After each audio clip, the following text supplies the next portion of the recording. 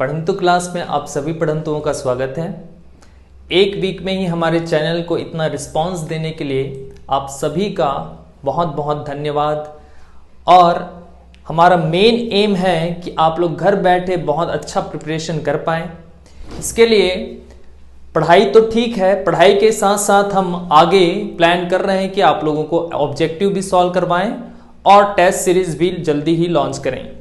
तो आप लोग अच्छे से पढ़ाई कीजिए। पहले जितना भी लेक्चर्स हो रहे हैं उसका अच्छा से आप लोग नोट्स बनाएं, प्रिपेयर रहें, उसके बाद ऑब्जेक्टिव सॉल्व करते जाएंगे हम लोग। चलिए पढ़ाई स्टार्ट करते हैं। आज हम देखेंगे भारत का जैव भौगोलिक वर्गीकरण, जैव विविधता का नेक्स्ट टॉपिक। तो भारत के जैव भौगोलिक वर्गीकरण, bio geographic distribution of India, ये क्या होता है? जैव भौगोलिक वर्गीकरण मतलब तो 0 से लेकर 100 तक समझते चलते हैं। जहां पे जीवन है, तो भारत में तो सभी जगह जीवन है ना, ठीक। तो जहां जहां जीवन है उसको भूगोल के हिसाब से वर्गीकृत कर देना।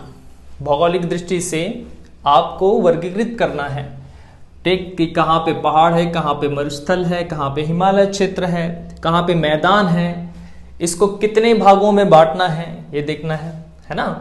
तो देखिए भारत का जो जैव भौगोलिक वर्गीकरण है हमारा, उसमें 3 पार्ट पहले अलग अलग कर लेंगे। जैव भौगोलिक प्रदेश, जैव भौगोलिक कटिबंध और जैव भौगोलिक क्षेत्र। जैव भौगोलिक प्रदेश रियल, जैव भौगोलिक कटिबंध जोन और जैव भौगोलिक क्षेत्र। जैसे हमारा भारत अलग अलग राज्यों में बटा हुआ है, राज्य अलग अलग जिले में बटे हुए हैं, फिर जिले भी अलग अलग आपके पंचायत में बटे हुए हैं या म्युनिसिपल एरियाज में बटे हुए हैं। वैसे ही वर्गीकृत किया गया है। पहले तो जैव भौगोलिक वर्गीकरण में पूरे भारत को अलग अलग प्रदेश में बांटा गया। तो कितने प्रदेश में बांटा गया है? तो 2 प्रदेश में। पूरे भारत को 2 प्रदेश, 2 रियल में भी बांटा गया है, ठीक। इस 2 प्रदेश के अंतर्गत 10 जोन में बांटा जाएगा, 10 कटिबंध में बांटा जाएगा और इस 10 कटिबंध को फिर 25 क्षेत्र में 25 एरियाज में बांटे गए हैं। तो कितने जैव भौगोलिक प्रदेश हैं? तो 2। कितने जैव भौगोलिक कटिबंध हैं, जोन है? तो 10। और कितने जैव भौगोलिक क्षेत्र हैं? तो 25। याद रखिएगा। इसी को पूरा डिटेल अच्छे से हमको आज डील करना है अभी। तो देखिए पहले तो प्रदेश देखते हैं। देखिए यहां से ऐसे ले लेते हैं, है ना। जो 2 प्रदेश में बांटा गया है, ये जो हिमालय वाला पार्ट है इसको पैलियो आर्कटिक प्रदेश नाम दिया गया। और जो दूसरा प्रदेश है यहां पे नीचे वाला जो पार्ट है, इसको, ये बाकी जो पार्ट बच गया, इसको हम बोलते हैं इंडो मलायन प्रदेश। कौन सा प्रदेश? इंडो मलायन प्रदेश। पैलियो मतलब होता है पुराना। ज्योग्राफी में या ज्योग्राफी पढ़ोगे आप लोग, तो ज्योग्राफी में देखना सबसे ओल्डेस्ट को हमेशा पैलियो लिखा रहेगा। तो पैलियो मतलब पुराना आर्कटिक वाला जो क्षेत्र था, ठीक। नीचे है अंटार्कटिका, पूरा ग्लोब में देखा जाए, ठीक, ये पूरा ग्लोब है मान लो, तो नीचे अंटार्कटिका है, ऊपर आर्कटिक है। तो ये जो पार्ट है ये आर्कटिक पार्ट माना गया है, याद रखिएगा। और इसके नीचे वाला जो दूसरा प्रदेश है हमारा, इंडो मलायन प्रदेश, या यहाँ पे आप लोगों को पता हो, इतिहास पढ़े होंगे, तो इंडस वैली सिविलाइजेशन था। तो यहाँ के क्षेत्रों को इंडो नाम दिया गया। और यहाँ पे जो दक्षिण वाला क्षेत्र है उसको मलायन प्रदेश। आज भी केरल में मलयालम रहते हैं ना भाई, तो दोनों को मिलाकर, इन सब को मिलाकर क्या नाम दे दिया गया? इंडो मलायन प्रदेश। क्या नाम दिया गया? इंडो मलायन प्रदेश। तो कितने प्रदेश हैं? तो 2 प्रदेश हैं। कौन कौन सा? पैलियो आर्कटिक प्रदेश और दूसरा इंडो मलायन प्रदेश। अब ये जो 2 प्रदेश हैं अलग अलग जोन में बटे हुए हैं। अलग अलग किस में बटे हुए हैं? जोन में बटे हुए हैं। जो अलग अलग जोन है इसके देखिए कौन कौन से। जो पैलियो आर्कटिक प्रदेश है इसमें क्या आता है एक्चुअल में? हिमालय क्षेत्र। कौन सा क्षेत्र? हिमालयन रीजन। और इंडो मलायन प्रदेश बाकी जो क्षेत्र है ना।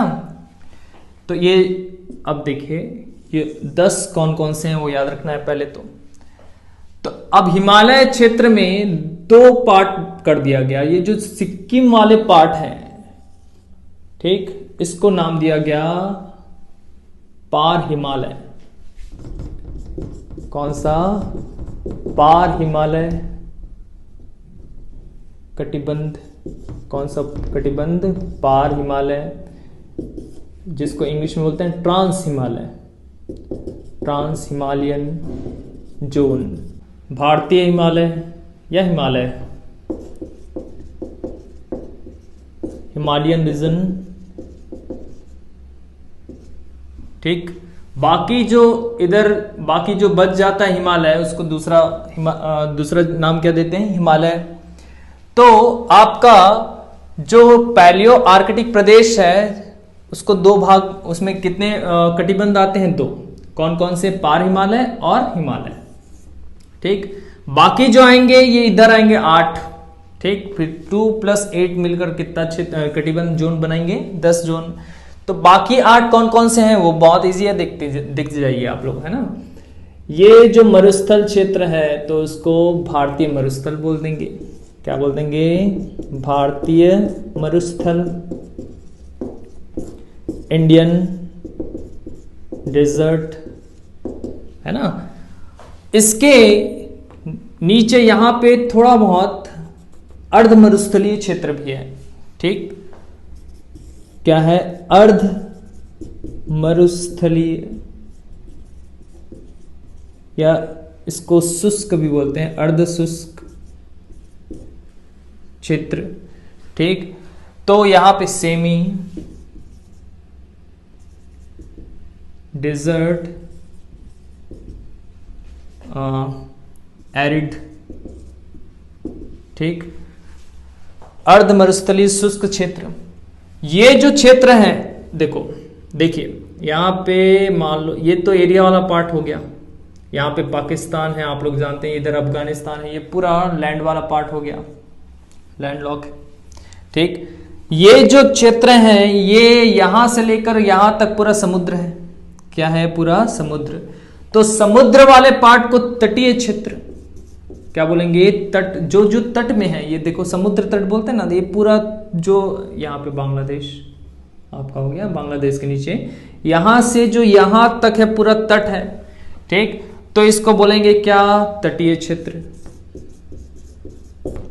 कौन सा क्षेत्र? कोस्टल एरिया, तटीय क्षेत्र। अब यहां पे तट तो है तो पूरा तटीय क्षेत्र कहला लिया। यहां पे उत्तर, दक्षिण, पूर्व, पश्चिम, नॉर्थ, साउथ, ईस्ट, वेस्ट, यहां पे पश्चिमी घाट है। क्या है? पश्चिमी घाट। तो 6वां पश्चिमी घाट, वेस्टर्न घाट, एक क्या हो गया? वेस्टर्न घाट। तो टोटल हमारे 6 मिल गए। जो द्वीप हैं अंडमान निकोबार है, तो छठवां हो गया, 7वां, 7th, इसको द्वीपीय क्षेत्र कहते हैं, आइलैंड एरिया। कौन सा एरिया? आइलैंड एरिया, द्वीपीय क्षेत्र। तट वाले पार्ट को तटीय क्षेत्र, द्वीप वाले पार्ट को द्वीपीय क्षेत्र बोले, है ना। यहां पे गंगा नदी आता है भाई, गंगा नदी आता है और यहां पे उसका मैदानी क्षेत्र है, ठीक। 7 हो गए, इधर लिख देते हैं, इसको लिख लीजिएगा। तो यहां पे जो एरिया है गंगा नदी के आसपास जितने भी बसे हुए हैं, तो इसको बोलते हैं गंगा मैदान क्षेत्र। क्या बोलते हैं? गंगा मैदान क्षेत्र। कौन सा क्षेत्र? गंगा मैदान क्षेत्र, ठीक। गंगजेटिक प्लेन एरिया, है ना। इसके बाद यहां पे जो पठार वठार हैं उसको प्रायद्वीपीय क्षेत्र के नाम से जाना जाता है। डेक्कन पेनिनसुलर एरिया के नाम से जाना जाएगा। उत्तर पूर्वी क्षेत्र, उत्तर पूर्वी क्षेत्र। ठीक, तो 10th क्या हो गया हमारा? उत्तर पूर्वी क्षेत्र, नॉर्थ ईस्ट एरिया। तो हमारा ये 10 जोन है। चलो एक बार और अच्छे से याद करते हैं। देखिए, जो ऊपर वाला पार्ट है 2 हिमालय में बढ़ जाएगा। कौन कौन सा हिमालय? एक तो ट्रांस हिमालय, और बाकी जो हिमालय है उसको क्या बोलेंगे? हिमालयन एरिया, हिमालय क्षेत्र। जो नीचे वाला पार्ट है, बाकी 8, नीचे वाला पार्ट जो इंडो मलायन प्रदेश है, 8 भागों में बटेगा। ठीक, 8 भाग कैसे करोगे? यहां पे मरुस्थल, यहां पे शुष्क मरुस्थल, ये पश्चिम घाट, बाकी जो क्षेत्र है वो तटीय क्षेत्र है ना, ये द्वीपीय क्षेत्र, ये उत्तर पूर्वी क्षेत्र। बीच वाला पार्ट 2 भागों में बटेगा। एक तो आपका गंगा मैदान, गंगा का मैदान, और एक दक्कन प्रायद्वीपीय क्षेत्र। ठीक, तो कितने जोन हो गए? 10 जोन। इस 10 जोन को भी बांटें तो कितने क्षेत्र में बटेंगे? 25 क्षेत्र, 25 एरियाज में बटेंगे। इसी को एक एक करके देखते जाते हैं। इसमें सबसे पहले देखते हैं, सबसे पहला कटिबंध पार हिमालय क्षेत्र, ट्रांस हिमालय एरिया। अब देखिए, इस 10 जोन में कितने क्षेत्र पाए जाएंगे? 25 क्षेत्र पाए जाएंगे। तो ये 25 क्षेत्र हमको ढूंढते चलना है 10 क्षेत्रों और 10 जोन में। पहला जोन जो हम लोग पढ़ रहे हैं क्या? पार हिमालय क्षेत्र। तो पार हिमालय क्षेत्र का एक ही, पार हिमालय क्षेत्र सिक्किम करके, पार हिमालय क्षेत्र सिक्किम करके एक ही चीज, एक ही पार्ट, एक ही क्षेत्र यहां पे पार हिमालय क्षेत्र में आता है। यह याद रखिएगा कि यहां पे पार हिमालय क्षेत्र बहुत ही अत्यधिक ठंडा वाला क्षेत्र होता है। तो जहां पे बहुत ज्यादा ठंड होता है वहां पे अल्पाइन प्रजाति का, अल्पाइन प्रजाति का आपको वनस्पति मिलेगा, अल्पाइन। ठीक, जहां जहां पे भी पूरी दुनिया में सबसे अधिक ठंडा होगा तो याद रखिएगा वहां पे कौन सा प्रजाति का वनस्पति पाया जाएगा? अल्पाइन प्रजाति। याद रखिएगा कौन सा? अल्पाइन प्रजाति। यहां पे कौन कौन से जंतु पाए जाएंगे? भेड़ बकरी तो ठीक है, वो तो कॉमन है। अलग से याद रखिएगा आइबैक्स, हिम लेपर्ड, संगमरमर के रंग वाली बिल्ली। याद रखिएगा कौन सा? संगमरमर के रंग वाली बिल्ली, काली गर्दन वाला सारस, काली गर्दन वाला सारस। ठीक, ब्लैक नेक्ड क्रेन, संगमरमर के रंग वाली बिल्ली, मार्बल कैट, हिम लेपर्ड और आइबैक्स। ये अच्छे से याद रखिएगा। चलते हैं सेकंड में। दूसरा हमारा क्या था? दूसरा हिमालय क्षेत्र। हिमालय क्षेत्र को देखा जाए, मान लो ये हमारा हिमालय है ऐसा। ठीक, तो हिमालय क्षेत्र जो है वो 6 भागों में बटा हुआ है। ठीक, कितना? 6 भागों में बटा हुआ है, सबसे ज्यादा भाग में। उत्तर, दक्षिण, पूर्व, पश्चिम, नॉर्थ, साउथ, ईस्ट, वेस्ट। तो ये पूर्व साइड है तो इसको बोलते हैं पूर्वी हिमालय। कौन सा हिमालय? पूर्वी हिमालय। तो ये 6 क्षेत्र फाइंड आउट कर रहे हैं पहले कौन कौन सा है। ये इधर वाला हिमालय क्या कहलाएगा? पश्चिमी हिमालय, पश्चिम हिमालय। ये उत्तर है, ये दक्षिण है। ठीक, तो उत्तर और पश्चिम के बीच वाला जो हिमालय होगा, ठीक, इसके जो बीच वाले हिमालय होंगे उसको उत्तर पश्चिम हिमालय कहेंगे। उत्तर पश्चिम हिमालय। ठीक, यहां पे लद्दाख क्षेत्र होगा तो लद्दाख। यहां पे तिब्बती क्षेत्र, तिब्बत का पठार। और जो मध्य में है उसको मध्य हिमालय कहते हैं। बहुत इजी याद रखना।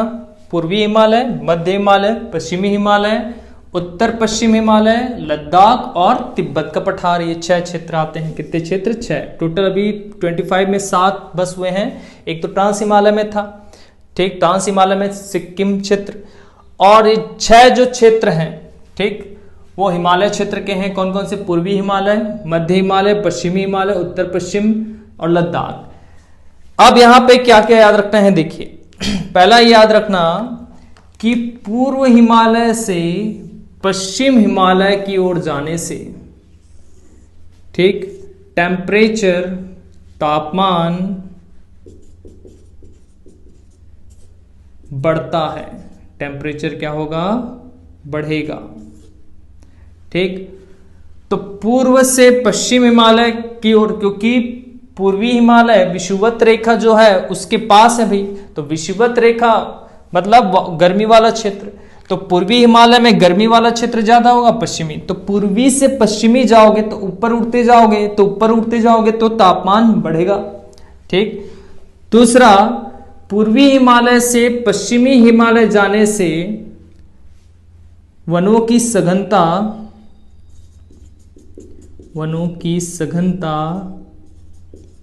डेंसिटी, ठीक। तो वनों की सघनता यहां पे ज्यादा होता है, घटता है, याद रखना। क्या होता है? घटता है। Densities of forest decreasing. दूसरा चीज याद रखना, वनों की सघनता घटता है पूर्व से पश्चिम की ओर जाने से। वनों की सघनता, क्योंकि यहाँ पे शुष्क वन और तापमान कम रहने से वन ज्यादा है, यहाँ पे वन कम है, ठीक। वही वन पाए जाएंगे, स्नो लियोपार्ड, है ना। तीसरा चीज यहां पे याद रखना है हमको, यहां पे टुंड्रा वन, कौन सा टाइप का? टुंड्रा वन पाए जाएंगे इधर, ठीक।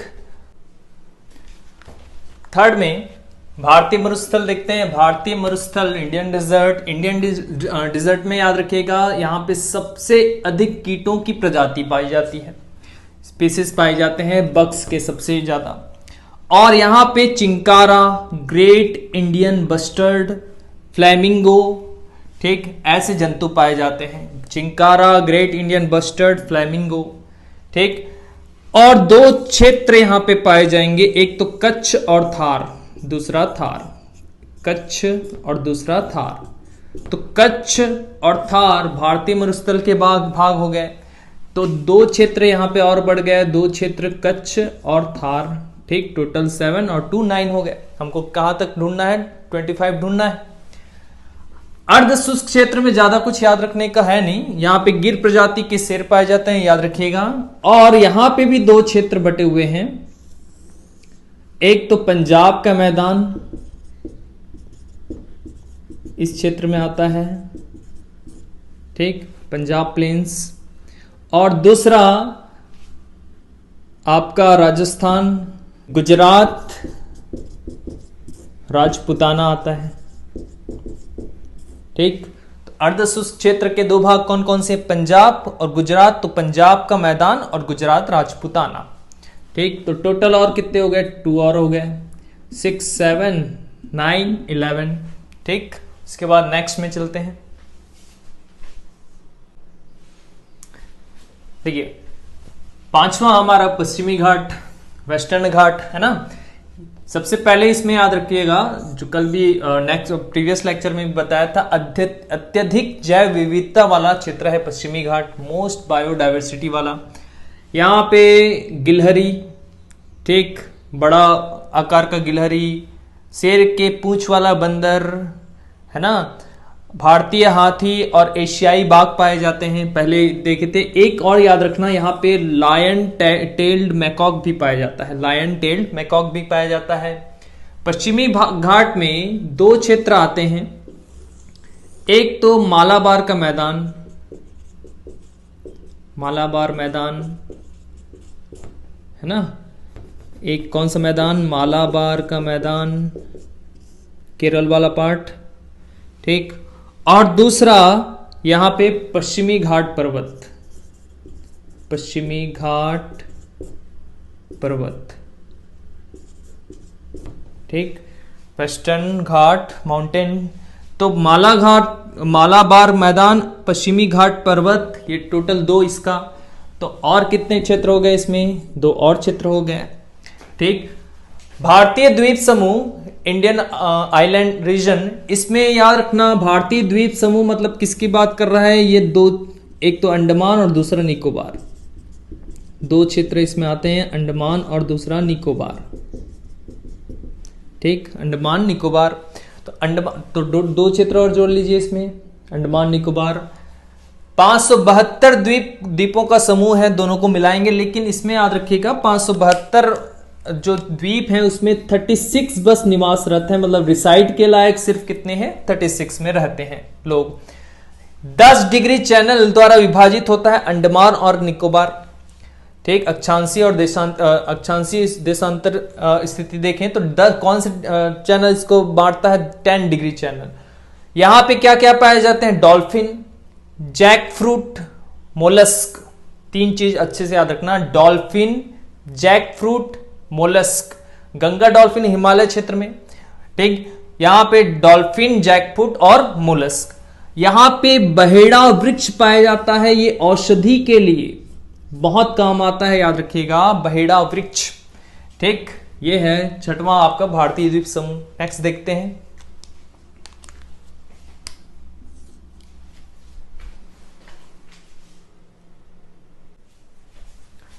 नेक्स्ट, दक्कन प्रायद्वीपीय क्षेत्र में, डेक्कन पेनिनसुलर रीजन में, याद रखिएगा यहां पे दक्कन प्रायद्वीपीय क्षेत्र के उत्तर में सतपुड़ा है, पश्चिम में पश्चिमी घाट है, पश्चिमी घाट पूरा, पूर्व में पूर्वी घाट है ये। उसके बीच में क्या है? दक्कन प्रायद्वीपीय क्षेत्र। यहां पे काली एवं लाल मिट्टी की अधिकता पाई जाती है, ब्लैक एंड रेड सॉइल। और यहां पाए जाते हैं बाघ, भालू, जंगली सुअर, बारहसिंगा, ऐसे जंतु यहां पे पाए जाते हैं। दक्कन प्रायद्वीपीय क्षेत्र में एक तो आता है आपका छोटा नागपुर, छोटा नागपुर का पठार है ना, छोटा नागपुर। दूसरा यहां पे आता है मध्य उच्च भूमि, मध्य उच्च भूमि। मध्य उच्च भूमि मतलब भारत के मध्य में जो ऊंचा उठा हुआ भाग है उसको मध्य उच्च भूमि बोलते हैं। Middle high land. ठीक, और पूर्वी उच्च भूमि, पूर्वी उच्च भूमि, ईस्ट हाईलैंड। ठीक, छोटा नागपुर, मध्य उच्च भूमि और पूर्वी उच्च भूमि। तो यहां पे कितने क्षेत्र पाए गए? 3। कितने क्षेत्र पाए गए? 3। छोटा नागपुर, मध्य उच्च भूमि, पूर्वी उच्च भूमि किसका भाग है? दक्कन प्रायद्वीपीय क्षेत्र का।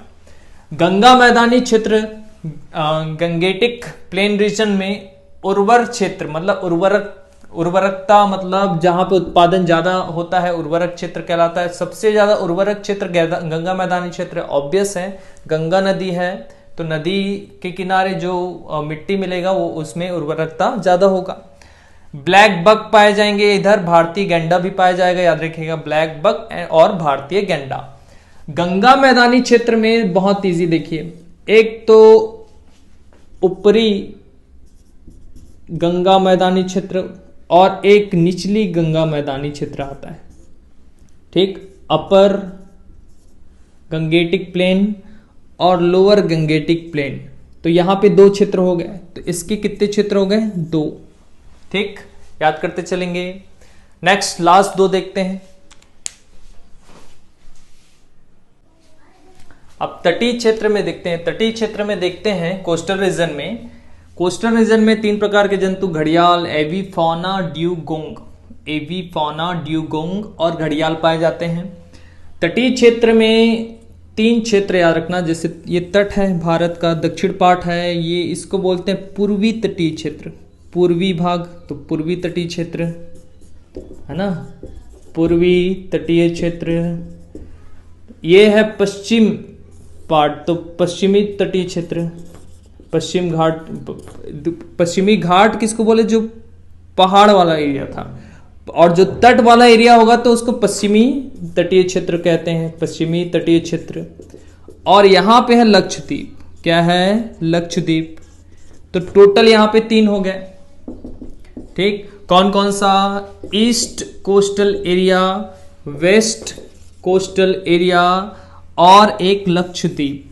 ठीक, और लास्ट देखते हैं उत्तर पूर्वी क्षेत्र में, नॉर्थ ईस्ट रीजन में बांस और जैकफ्रूट पाया जाएगा। क्या क्या? बैम्बू और जैकफ्रूट पाया जाएगा। और बांस और जैकफ्रूट उत्तर पूर्वी क्षेत्र में। इसके बाद 2 क्षेत्र आते हैं, एक तो उत्तर पूर्वी पहाड़, ठीक, एक कौन सा? उत्तर पूर्वी पहाड़, और दूसरा आपका उत्तर पूर्वी पहाड़ और ब्रह्मपुत्र, ठीक, ब्रह्मपुत्र घाटी और उत्तर पूर्वी पहाड़। ठीक, तो ये टोटल और कितने हो गए? 2 हो गए। तो अब सबको काउंट कीजिए, 1 6 7 9 11 13 15 18 20 23 25। तो कितने जैव भौगोलिक वर्गीकरण है? तो टोटल 25 है। कटिबंध है तो 10 है और प्रदेश है तो 2 है। ठीक, चलो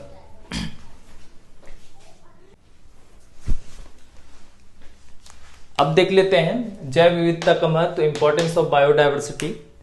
तो 2 भागों में बांट लेंगे इसको, पहले प्रत्यक्ष और दूसरा अप्रत्यक्ष उपयोग के हिसाब से, डायरेक्ट वैल्यूज और इनडायरेक्ट वैल्यूज के हिसाब से। तो डायरेक्ट वैल्यूज में उपयोग और उत्पादन आएगा, ठीक, कंजम्पशन और प्रोडक्शन आएगा। और अप्रत्यक्ष वाले, इनडायरेक्ट वाले में सामाजिक, नैतिक और वैकल्पिक आएंगे, सोशल, मोरल और ऑप्शनल आएंगे, याद रखिएगा। तो उपयोग महत्व एक एक करके देखते जाते हैं। उपयोग महत्व और उत्पादन महत्व को आर्थिक महत्व कहते हैं। आर्थिक महत्व में ये दोनों पार्ट आते हैं, याद रखिएगा। एक एक करके समझते चलते हैं। देखिए, उपयोग महत्व पहले किसे कहते हैं, ये याद रखिएगा। तो मार्केट बाजार में बिना प्रोडक्शन किए, ठीक, बिना प्रोडक्शन किए, बाजार बिना ले जाए, अगर नेचर के दिए हुए जो भी चीजें हैं, प्रकृति द्वारा जो भी प्रदत्त हैं, उसको हम ह्यूमन बींग्स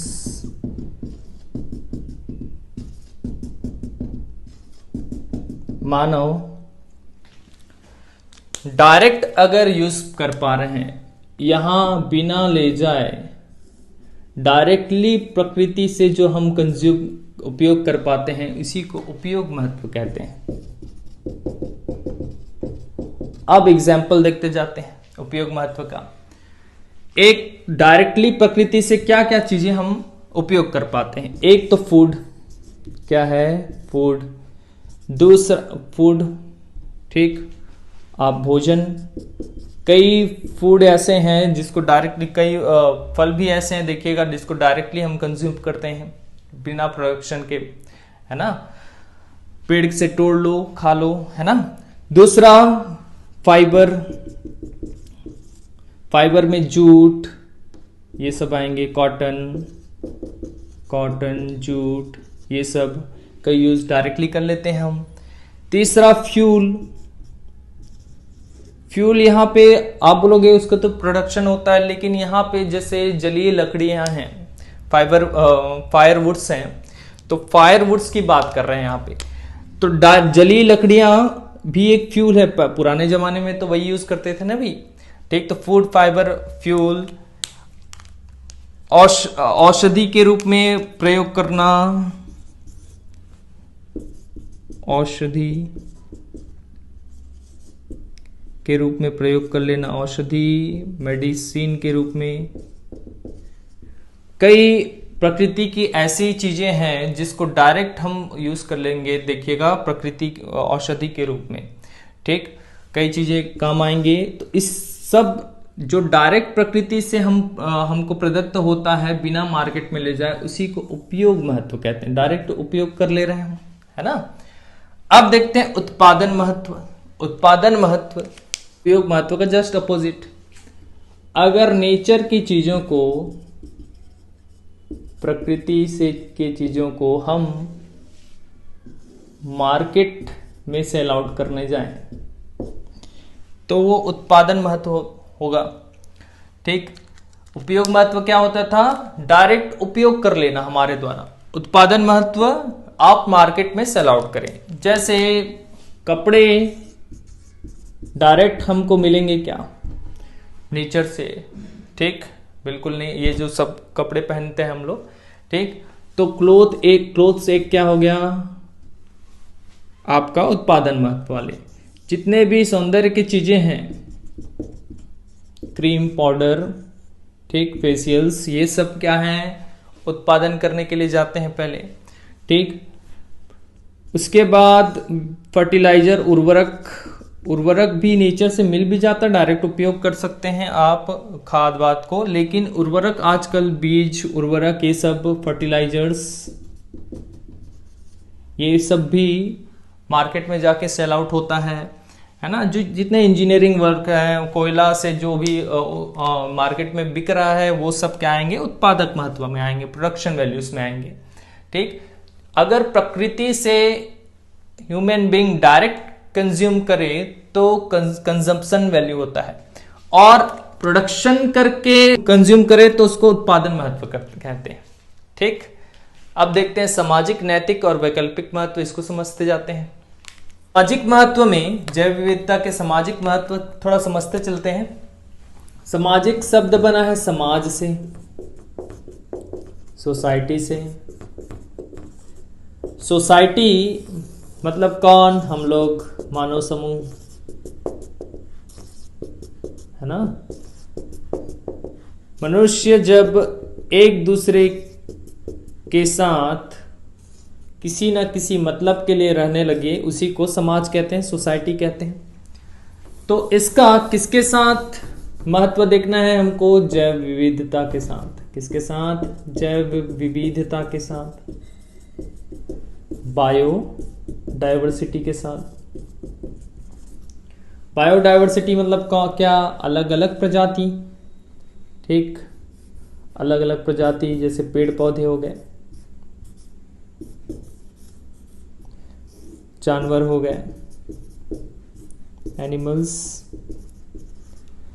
तो ये और ये विविधता, जैव विविधता और समाज कैसे जुड़े हुए हैं, कैसे एक दूसरे के लिए महत्व रखते हैं, यही सामाजिक महत्व कहलाएगा। तो इसमें 3 चीजें आते हैं। एक तो धर्म, धार्मिक रूप से। ठीक, धर्म, रिलीजन में वो भी रीति रिवाज आता है, रीति रिवाज जिसको कस्टम्स बोलते हैं। दूसरा रिक्रिएशन, मनोरंजन के हिसाब से, रिक्रिएशन मनोरंजन। और तीसरा मनोविज्ञान, मनोविज्ञान के हिसाब से, मतलब साइकोलॉजिकल। ठीक, इसको समझते हैं। जब समाज और जैव विविधता, मतलब ये प्लांट, जानवर, एनिमल्स, है ना, जैसे धर्म के हिसाब से, रीति रिवाज के हिसाब से।